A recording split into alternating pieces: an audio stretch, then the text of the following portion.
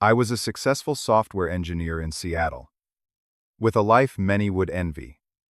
Jessica and I had been together for 4 years, engaged for the last 6 months, and planning our dream wedding. We had a beautiful apartment downtown, adventurous weekends in the mountains, and a future mapped out together. Then one evening, Jessica came home and asked for a break to explore feelings for her coworker Kyle. My perfect world shattered instantly, though I kept my composure. If you are watching this, let me know where you are viewing from and subscribe to hear more stories about finding strength when relationships fall apart. I met Jessica at my college friend's housewarming party 4 years ago. She stood by the window laughing with a small group, and something about her energy drew me in immediately. Her auburn hair caught the sunset light, and when she turned to introduce herself, I noticed her striking green eyes that seemed to change color depending on her mood. "I am Newton," I said, extending my hand. "Jessica," she replied with a warm smile that instantly made me comfortable. We discovered we both loved hiking the Cascade trails and amateur photography. The conversation flowed so naturally that we barely noticed when other guests started leaving. By the end of the night, I had her number and a promise to meet again. Our first date was at Bella Luna, a small Italian restaurant by the waterfront. I remember her wearing a blue dress that matched the evening sky as we shared stories over wine and pasta. We stayed until closing time, walking along the pier afterward, talking about everything from childhood memories to future dreams. The relationship progressed perfectly. We moved in together after 2 years, finding a spacious apartment with a view of the Sound. Jessica suggested we adopt a dog, so Max, our golden retriever, joined our family. He became our baby, going with us on weekend hikes and sleeping at the foot of our bed. We supported each other through career milestones. When I got promoted to senior engineer, Jessica organized a surprise celebration with all our friends. When she became marketing director at her firm, I planned a weekend getaway to Vancouver to celebrate her achievement. The proposal happened on Rattlesnake Ledge after a sunrise hike. I had carried the ring in my pocket, terrified of losing it on the trail. When we reached the summit with views of the valley below us, I got down on one knee. Her eyes welled up. Before I even finished asking the question, she said yes, immediately hugging me so tightly we almost toppled over. That morning felt perfect, the beginning of our forever. The first signs of trouble appeared about 3 months after our engagement. Jessica started working later than usual, often getting home after I had already eaten dinner. She blamed it on a big new project her company had taken on. I believed her. Why would I not? Our physical connection changed too. She became less affectionate, pulling away from hugs or turning her cheek for kisses. When I tried initiating intimacy, she was too tired or had an early morning. Again, I attributed it to work stress. Then came the phone behavior. Constantly checking messages, smiling at the screen but tilting it away when I walked by. Once I heard her laughing in the bathroom during what she said was a work call at 11:00 p.m. Our weekend traditions started falling apart too. Jessica began making excuses to skip our Sunday morning hikes with Max. "I have to prepare for Monday's meeting," or I promised Samantha I would help her shop for her apartment. Max would look at the door, sadly not understanding why one of his humans kept disappearing. I tried addressing my concerns one evening over dinner. "Is everything okay between us?" I asked. "You seem distant lately." Jessica reached for my hand across the table. "Everything is fine, Newton. This project is just intense right now. Kyle, our new team leader, has really ambitious deadlines." This was the first time she mentioned Kyle.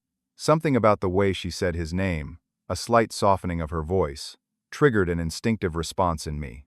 But I pushed the feeling away, not wanting to be the jealous, insecure fiancé. "Tell me about him," I said casually. Her eyes brightened. "He is really innovative. Came from that big agency in New York. Everyone is impressed with his vision." She talked about Kyle for 20 minutes straight, describing his ideas, his management style, even his taste in office decor. I felt a knot forming in my stomach, but told myself I was overreacting. Jessica had always been passionate about her work. This was no different. I was being paranoid. The breaking point came on a Thursday evening in April. I had come home early to cook Jessica's favorite meal, hoping to reconnect after weeks of growing distance. I waited until 9:30 p.m. the food long cold before she finally walked through the door. Her expression told me something was wrong before she spoke. She set her bag down slowly, not meeting my eyes. "We need to talk, Newton," she said, her voice unnaturally steady. We sat at the dining table, the romantic dinner I had prepared still laid out between us like a sad reminder of my expectations. "I have developed feelings for someone else," she finally said. "For Kyle." Despite suspecting something was wrong, hearing her say it felt like a physical blow. "Have you cheated on me?" I managed to ask, my voice surprisingly calm. "No," she said quickly. "Not physically, at least, but emotionally. I think I need some space to figure out what these feelings mean." I sat there trying to process what was happening. 4 years together, 6 months engaged, a life planned, and suddenly she needed space to explore feelings for someone she had known for 3 months. "I want us to take a break," Jessica continued. "Maybe 2 months apart while I sort this out. We can keep the engagement, but I need to understand if what I feel for Kyle is real or just infatuation. So you want me to wait while you decide if your new guy is better than me?" The words came out sharper than I intended. "That is not what I said," she protested, but her eyes told a different story. I asked directly if anything physical had happened between them. She hesitated just long enough before denying it that I knew she was not being entirely truthful. "Where will you stay?" I asked. "With Samantha for now," she replied, already standing to pack a bag. That night, sleeping alone in our bed with Max curled up next to me, I stared at the ceiling, wondering how our perfect relationship had unraveled so quickly. The apartment felt cavernous without Jessica. I would come home from work to Max's excited greeting, only to feel the emptiness close in once I stepped inside. Her clothes still hung in the closet. Her toiletries remained in the bathroom, but the space felt abandoned. I lost sleep, staring at her side of the bed, replaying conversations in my head, looking for signs I might have missed. Work became a struggle. I found myself staring at code for hours, without writing a single line. My team leader noticed, but was understanding when I explained I was going through personal issues. Thankfully, my company had a flexible work-from-home policy, so I could avoid questions from concerned coworkers. After 3 days of minimal communication from Jessica, just brief texts about picking up more clothes, I called my best friend Travis for advice. We met at our regular bar, where I explained everything. "Something does not add up," Travis said after listening. 2 months to figure out feelings. That sounds like she wants to test drive Kyle while keeping you in reserve." His bluntness hurt, but deep down I suspected he was right. "Have you checked social media?" Travis asked, sipping his beer. "Might give you some clues about what is really going on." I had avoided Instagram and Facebook, not wanting to obsess. But that night I logged in. Jessica's profiles showed little activity, but when I checked the accounts of our mutual friends, I discovered something disturbing. Jessica had been tagged at multiple events with Kyle over the past 2 months.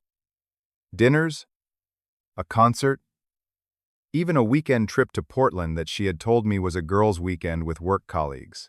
In one photo, they were not explicitly romantic, but stood closer than mere coworkers would.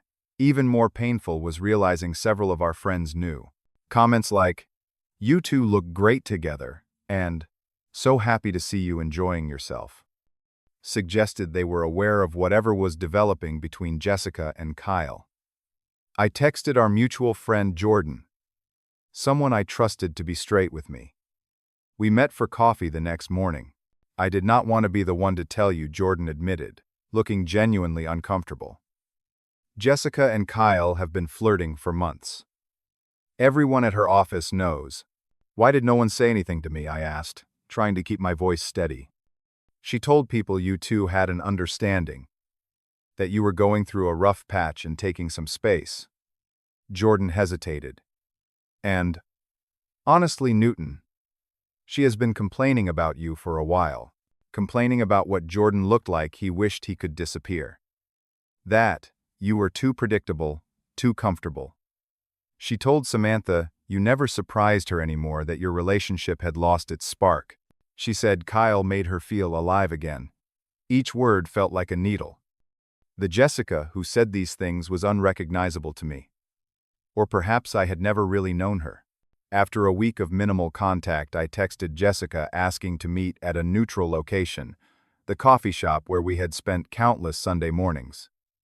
She agreed surprisingly quickly. She looked good when she arrived wearing a new outfit I had never seen. I had lost 5 pounds in a week from stress and lack of appetite. "How is your break going?" I asked, after we got our coffees. Jessica launched into a speech about self-discovery and clarity, sounding like she had rehearsed it. I let her finish before placing my phone on the table. Between us, open to the photos I had found.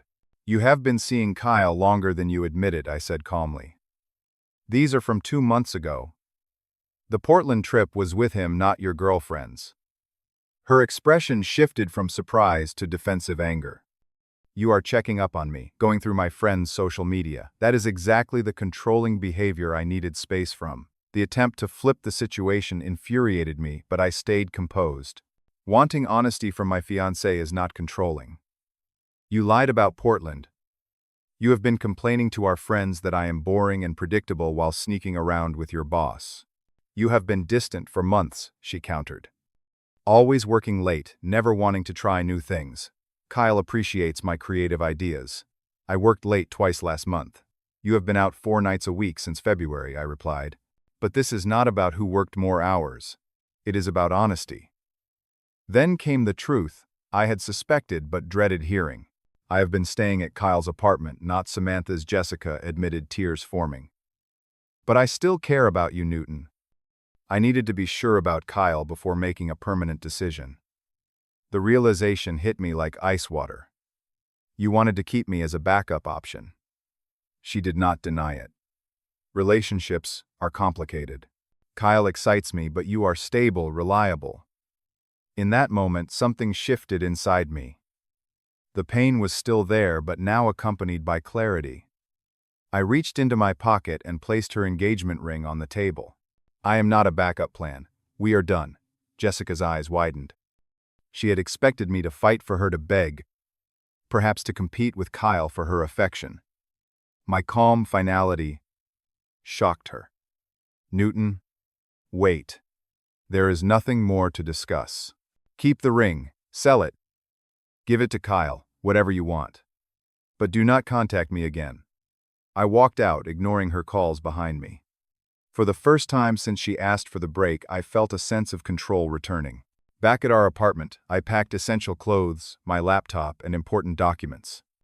I called my company's HR department to discuss possibilities for relocation. As a senior developer with strong performance reviews, they were open to accommodating me. The Chicago office needed experienced engineers for a new project. They offered a position, with a slight promotion, team lead, instead of senior developer. I had to leave Max with Jessica temporarily. My new housing situation would not be settled immediately, and I could not put him through the stress of transition. Leaving him was one of the hardest parts, but I knew Jessica loved him and would care for him properly. I wrote a formal letter detailing the termination of our engagement, my plans to leave Seattle, and a fair division of our shared assets. I left it on the kitchen counter, along with my key. I requested that she coordinate any necessary communication through Travis, as I would be changing my phone number. Before leaving, I blocked Jessica on all social media platforms and informed only Travis and my family of my relocation plans. I did not tell them exactly where I was going, just that I needed a fresh start and would be in touch once settled. 2 days later, I drove out of Seattle, heading east, my car packed with the remnants of my Seattle life. In the rearview mirror, I watched the Space Needle fade from view, symbolic of the relationship I was leaving behind. Arriving in Chicago felt like stepping into an alternate reality. The city's energy was different, faster, more intense than Seattle, with none of the painful memories. I found a modern apartment in River North, minimalist and nothing like the home I had shared with Jessica. It was on the 30th floor with views of the skyline and Lake Michigan, a daily reminder that I was someplace new. My first weeks were consumed by work. I volunteered for extra projects, stayed late at the office, and took weekend shifts, anything to avoid sitting alone with my thoughts. My team appreciated my dedication, not realizing it was a coping mechanism. Gradually, I developed a routine. Morning runs along the lakefront. Coffee at a small shop near my apartment, where the barista started preparing my usual before I reached the counter. Evening workouts at a local gym. It was a solitary existence, but it was mine.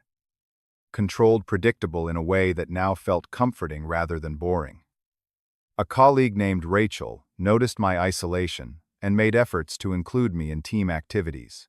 She organized group lunches and invited me to happy hours with the engineering department. Through her, I began developing a social circle.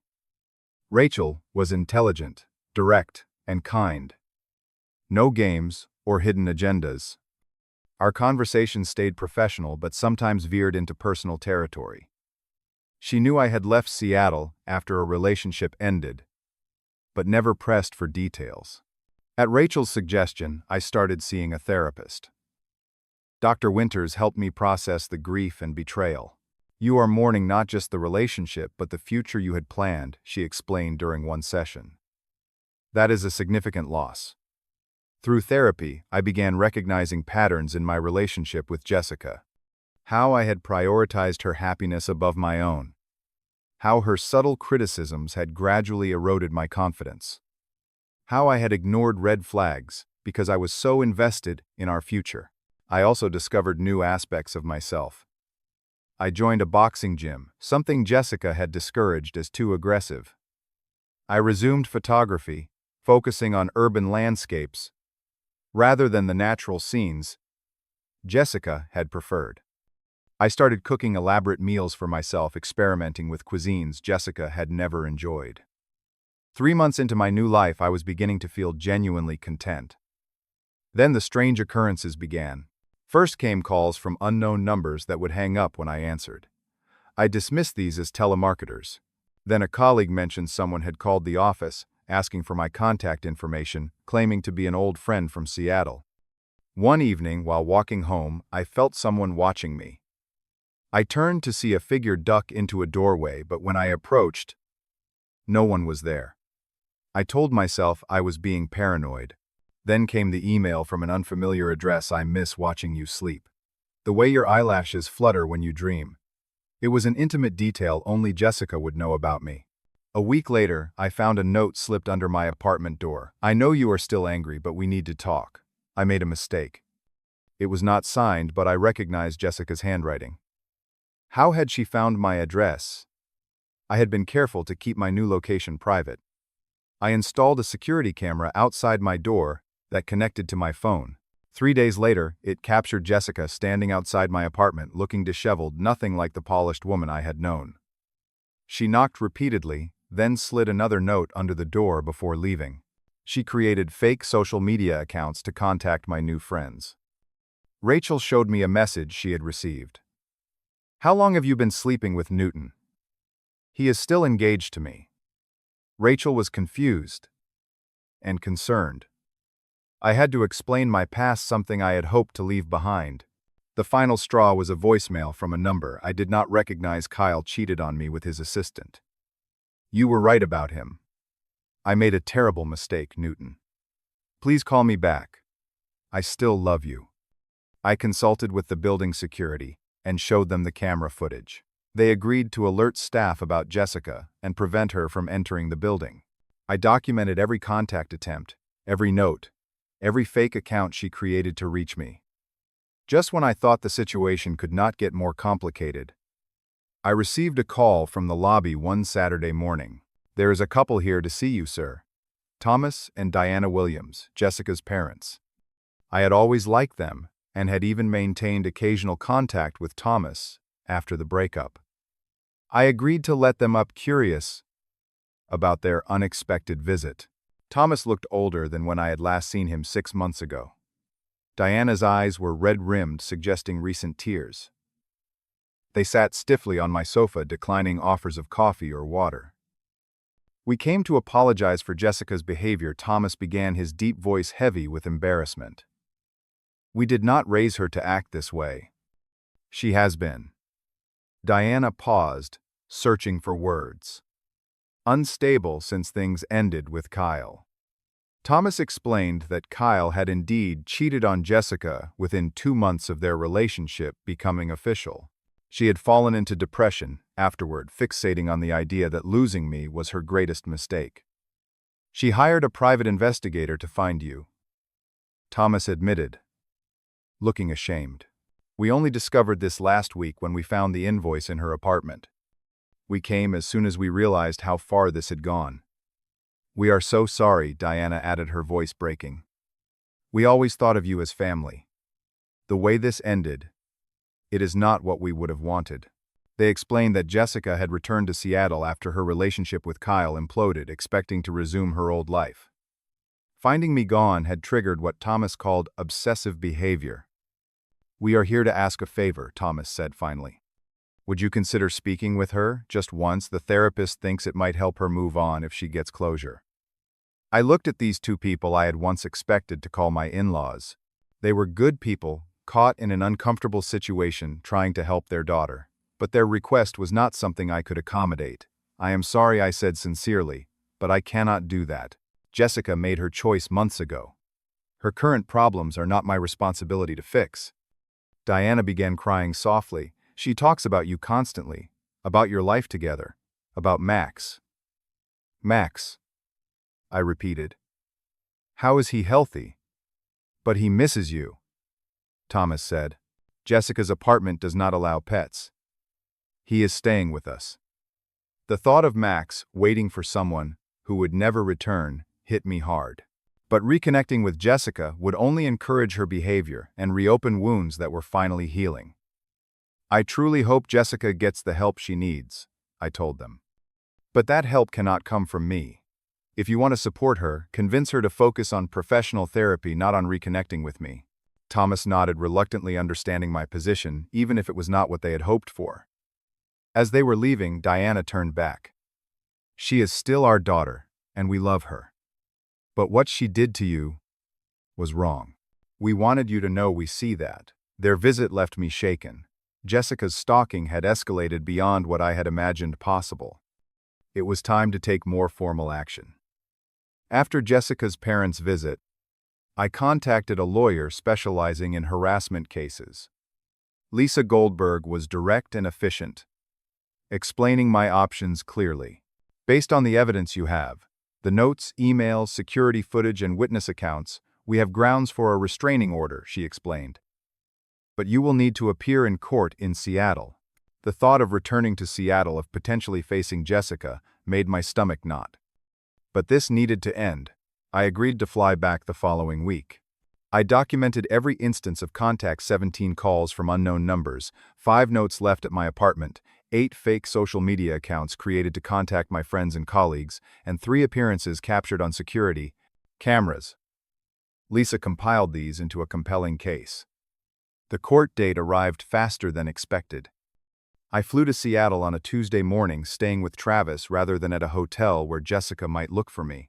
Seeing the familiar skyline and mountains brought unexpected emotion, not just painful memories of Jessica, but nostalgia for the city I had once called home. The courthouse was cold and formal. I sat with Lisa, reviewing our documentation one last time before the hearing. Then Jessica entered with her lawyer, and the air seemed to leave the room. She looked nothing like the confident, polished woman I had proposed to. Her hair was dull, her clothes rumpled. When she saw me, her eyes filled with desperate hope that quickly turned to pain when I looked away. The judge reviewed our case efficiently. Lisa presented the evidence methodically: the escalating pattern of unwanted contact, the hiring of a private investigator, the manipulation of friends and colleagues to gain information about me. Jessica's lawyer tried to characterize her actions as those of a heartbroken woman seeking reconciliation, but the evidence was too substantial to dismiss. When Jessica was allowed to speak, she broke down. I just wanted to explain, to make him understand how sorry I am. Kyle was a mistake. Newton was the best thing in my life, and I threw it away. Her raw emotion was difficult to witness. Despite everything, I had once loved this woman and planned a life with her. Seeing her in such distress brought a complex mix of pity and vindication. The judge granted the restraining order prohibiting Jessica from contacting me directly or indirectly from coming within 500 feet of me, my residence, or my workplace. She delivered a stern warning about the consequences of violating these terms. Miss Williams, your actions constitute harassment. Mr. Anders has made it clear he does not wish further contact. You must respect that boundary. Violation of this order will result in criminal charges. Jessica nodded mutely, tears streaming down her face. As I left the courtroom, I heard her sobbing. I did not look back. Returning to Chicago felt like a genuine homecoming. My apartment, which had once seemed like a temporary shelter, now felt like my space. The restraining order provided legal protection, but more importantly, it represented a psychological boundary, a formal end to my relationship with Jessica. I decided to add something positive to my life. At a local shelter, I met Cooper, a 3-year-old shepherd mix, with one blue eye and one brown.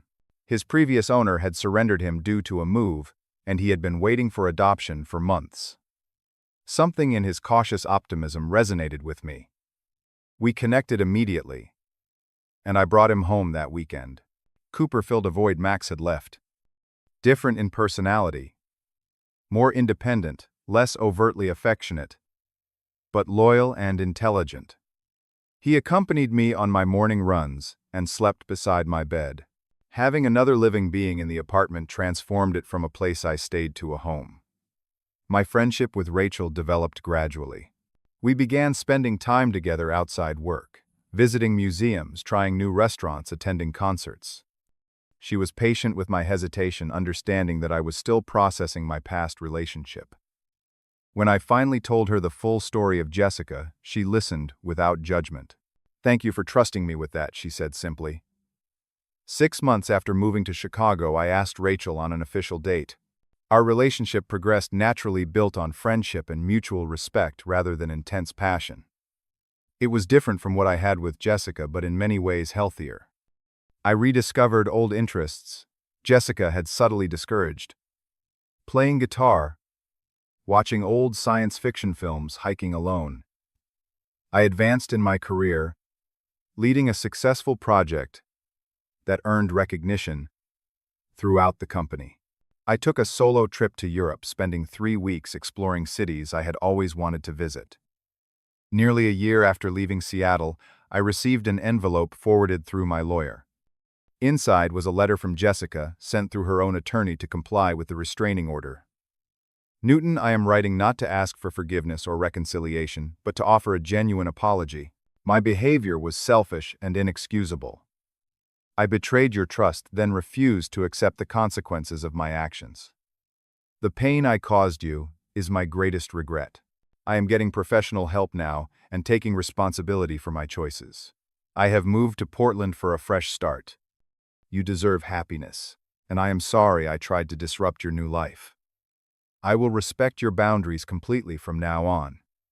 With sincere regret, Jessica." I read the letter once, then filed it away. I chose not to respond. Some doors are better left closed. Looking back, I can now recognize the red flags I ignored. Jessica had a pattern of leaving relationships when someone better came along. She required constant validation and excitement. She rarely took responsibility for mistakes, usually finding ways to blame circumstances or others. These traits were always present, but I had been too in love to see them clearly. The experience taught me valuable lessons. Self-respect must come before love. Boundaries are not just healthy, but necessary. Walking away from toxicity is not weakness, but strength. True love does not require sacrificing your identity or constantly proving your worth. My life now is authentic in a way it never was with Jessica.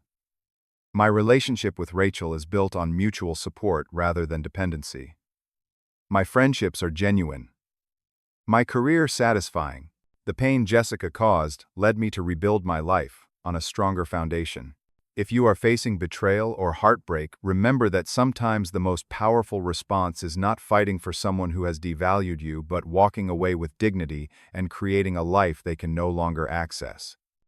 Have you ever had to make the difficult choice to walk away from someone you loved? Share your experience in the comments below, and do not forget to like and subscribe if this story resonated with you. Thank you for listening, and I hope my journey brings some comfort to those still finding their way through similar pain.